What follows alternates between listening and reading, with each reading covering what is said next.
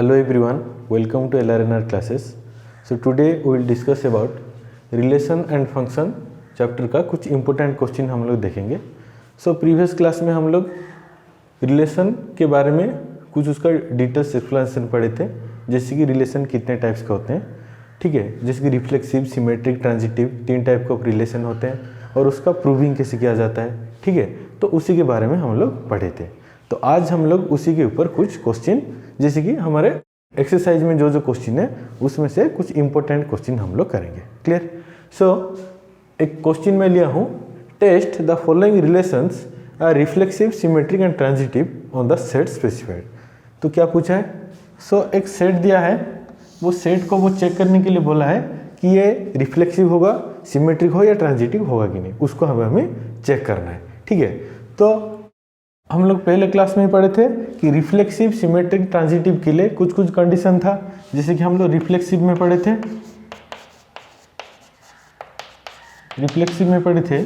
जैसे a belongs to R. और symmetric में पढ़े थे, if AB belongs to R then BA belongs to R, ये पढ़े थे. सो वैसे ही ट्रांजिटिव में हम लोग पढ़े थे, अगर AB belongs to R and BC belongs to R then AC belongs to R, ये चीज़ हम लोग पढ़े थे.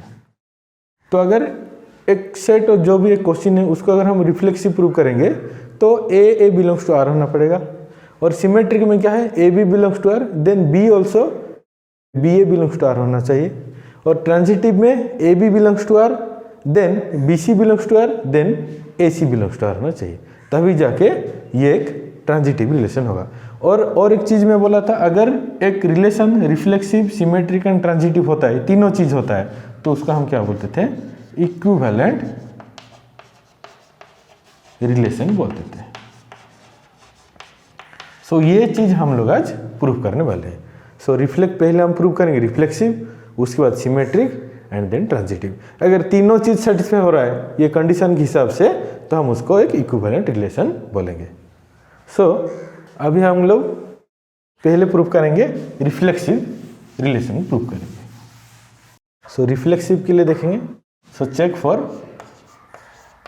रिफ्लेक्सिव. सो रिफ्लेक्सिव के लिए क्या था, for A belongs to R था.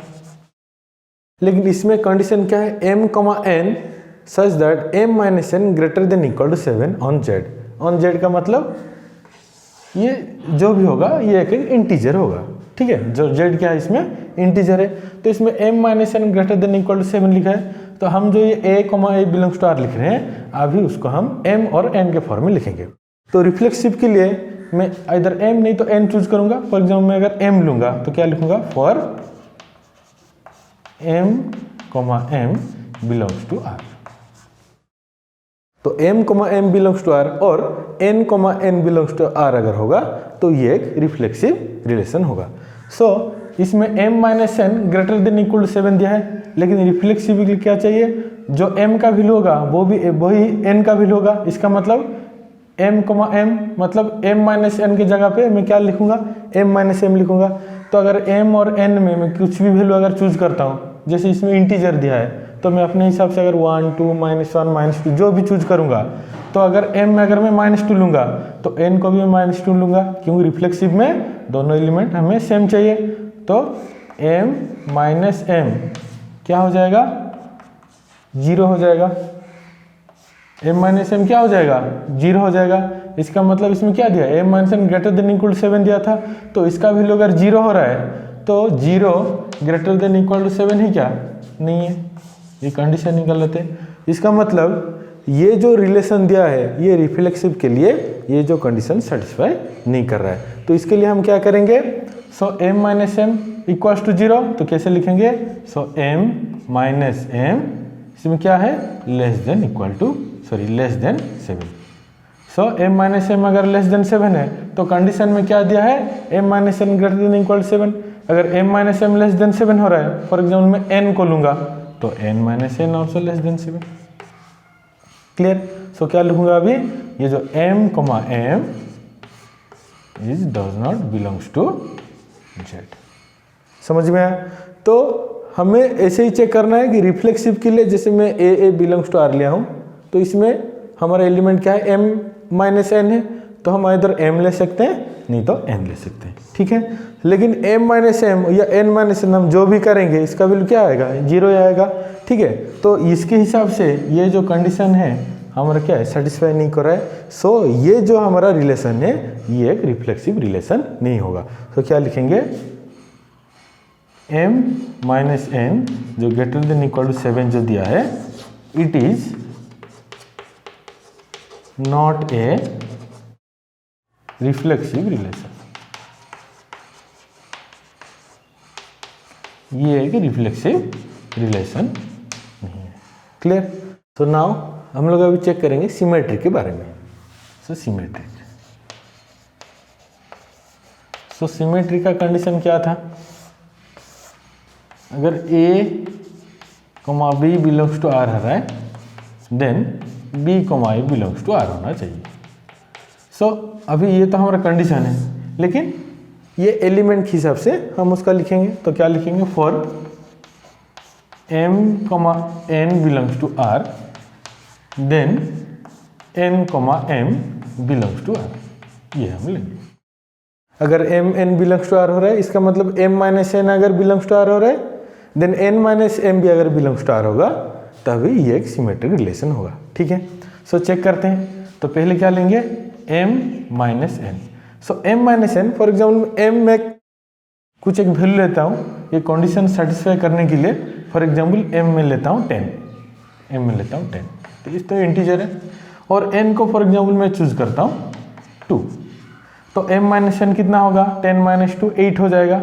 इसका मतलब ये जो है ये ग्रेटर देन 7 हो जाएगा, ग्रेटर देन 7, तो 8, तो 10 माइनस 2 8 ग्रेटर देन 7, तो ये कंडीशन सेटिस्फाई कर रहा है। लेकिन m comma n belongs to r इसमें हो रहा है, लेकिन हमें क्या चाहिए, n बिलोंग्स टू r होने से ये सिमेट्रिक रिलेशन होगा। तो अगर मैं इसको n माइनस एम करूंगा, तो n माइनस एम मतलब 2 माइनस 10, तो कितना होगा, -8 हो जाएगा, जो कि -8 क्या हो जाएगा, लेस देन 7 हो जाएगा। सो अभी इसमें क्या कर रहा है, अगर ये कंडीशन में अगर सेटिस्फाई करता हूँ खुद से कुछ नंबर लेके, लेकिन जो एक्चुअली में आना है n माइनस एम और n comma m belongs to r, वो इसमें सेटिस्फाई नहीं कर रहा है, तो मैं सिंपली क्या लिखूंगा, n comma m is does not belongs to r और does not belongs to z। तो जो भी मैं इसमें ले रहा हूँ एलिमेंट्स, m माइनस एन को वो सेटिस्फाई कर रहा है, लेकिन n माइनस एम को वो सेटिस्फाई नहीं कर रहा है। So here r is not symmetric. Clear? तो अभी तक हमारा रिफ्लेक्सिव और सिमेट्रिक में दोनों ही क्या हुआ है, ये सेटिस्फाई नहीं किया है। तो r इज रिफ्लेक्सिव भी नहीं हुआ है कि सिमेट्रिक भी नहीं हुआ है। तो अभी हम देखेंगे ट्रांजिटिव के बारे में।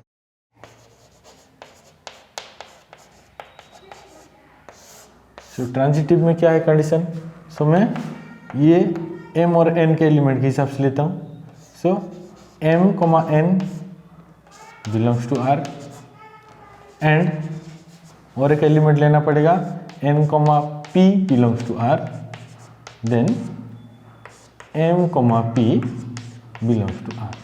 अगर ये चीज़ होगा तो ये एक ट्रांजिटिव रिलेशन होगा। ठीक है, तो हम उसमें एक एक्स्ट्रा एलिमेंट ऐड किए हैं जो कि p है।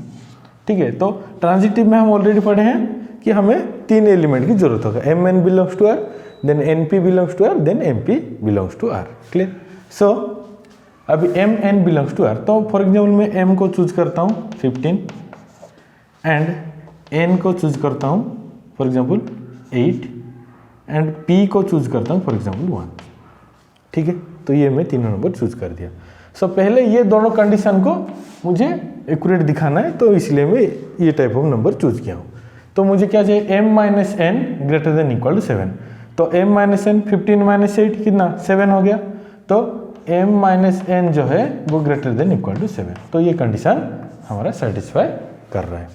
उसके बाद क्या है n, p belongs to r, मतलब n माइनस p, तो n कितना 8 है, p कितना 1 है, तो n minus p also belongs to r, मतलब ग्रेटर देन इक्वल 7 हो रहा है। उसके बाद क्या है m minus p belongs to r दिया है, तो m कितना है 15 है एंड p कितना है 1 है, तो m minus p greater than भी हो सकता है और इक्वल टू भी, मतलब m माइनस पी क्या है 7 से बड़ा है, मतलब 15 माइनस 1 14 हो रहा है, तो m minus P is also greater than equal to 7, तो ये भी हमारा कंडीशन सेटिस्फाई कर रहा है। तो इसका मतलब क्या है, ये जो m, p है बिलोंग्स टू r, तो ये हमारा क्या होगा, ये एक हमारा ट्रांजिटिव रिलेशन होगा। ठीक है, तो पहले क्या था m n था, तो m माइनस n क्या हो गया 15 माइनस 8, तो ये हो गया 7, then n minus P 8 minus 1 हो गया 7, तो ये ग्रेटर देन इक्वल टू 7, ये भी ग्रेटर देन इक्वल टू 7।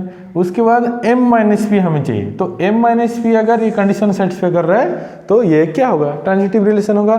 तो m कितना था 15 था, p कितना था 1 था, तो 15 minus 1 14, so 14 also greater than equal to 7, तो m, p is belongs to r, so your r is a transitive relation. Clear? So ऐसे ही हमें जितने भी इस रिलेशन में जितने भी क्वेश्चन आएंगे तो आपको ये तीनों चीज़ें पूछा जाएगा कि ये जो भी कंडीशन दिया होगा वो रिफ्लेक्सिव है, सिमेट्रिक है या ट्रांजिटिव है, तो उसी को आप लोग सेम मेथड, इसी मेथड से आपको वो प्रूव करना है। ठीक है, सो अभी और एक क्वेश्चन हम लोग देखते हैं।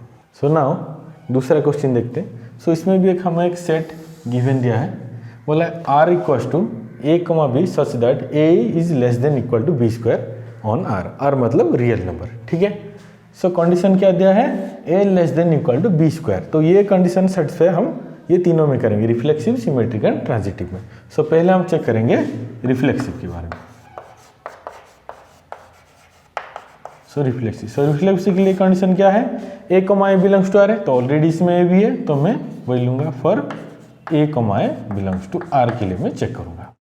सो अगर a फॉर एग्जाम्पल अगर a का वैल्यू मैं 1 लूंगा, तो अगर a less than equal to b square है, इसका मतलब क्या है a जो है less than equal to a square है, a को हमें चेक करना है रिफ्लेक्सिव के लिए, क्योंकि इसमें b को भी क्या मानेंगे, वही a मानेंगे। तो अगर a अगर 1 होता है तो इसमें 1 ये लेस देन इक्वल टू 1 का स्क्वायर 1, तो ये सेटिस्फाई कर रहा है। अच्छा, अगर a का वैल्यू मैं 2 लेता हूँ, तो a अगर इसमें मैं 2 पुट करूंगा तो less than equal to a का स्क्वायर में 2 का स्क्वायर 4, तो ये भी सेटिस्फाई कर रहा है, less than equal less than है। अगर a का वैल्यू मैं 1/2 लूंगा, सो 1/2 इसमें, so less than equal to a square, तो लेस देन इक्वल स्क्वायर में 1/2 का स्क्वायर कितना 1/4, सो 1/4 इसमें क्या होगा, लेस देन इक्वल टू होगा या ग्रेटर देन इक्वल टू होगा। So 1/2 is greater than 1/4, so इसमें लेकिन कंडीशन क्या है, a is less than equal to square है, तो ये कंडीशन सेटिस्फाई नहीं करेगा।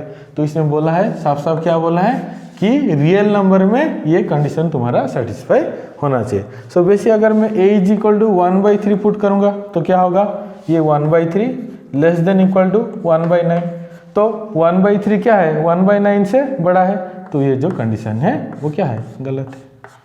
तो अभी इसमें क्या हो रहा है 1/2 है तो greater than equal to 1/4 and 1/3 so greater than equal to 1/9 हो रहा है। तो इसका मतलब इसमें क्या हो रहा है, ये जो दो कंडीशन सेटिस्फाई नहीं कर रहा है, तो ये एक रिफ्लेक्सिव रिलेशन हम नहीं बोल सकते। तो सिंपली हम क्या लिखेंगे, a is does not belongs to R, so R is not reflexive relation। Clear?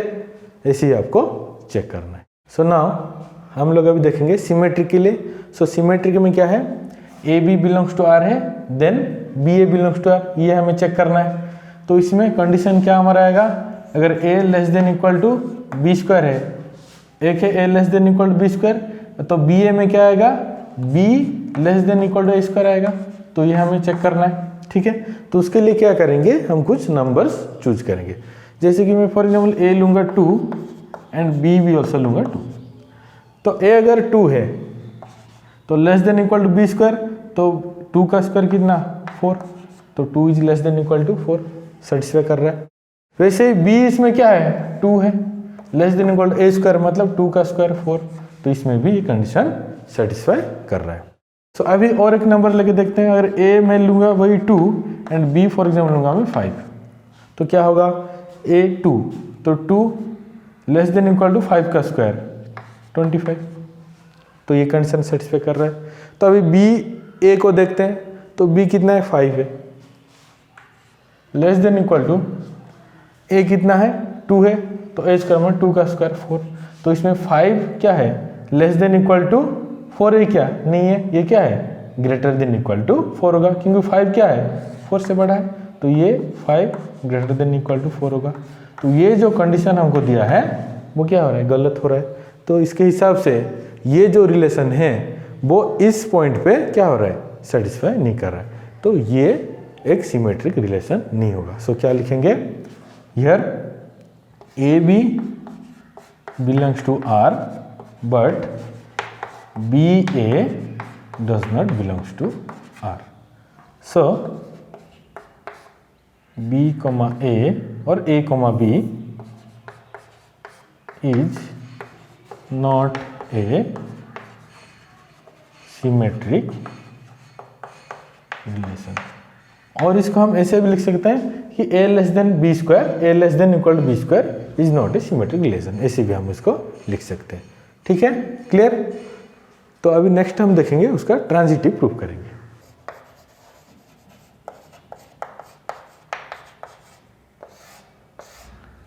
So transitive में क्या था, A B belongs to R and B C belongs to R then A C belongs to are.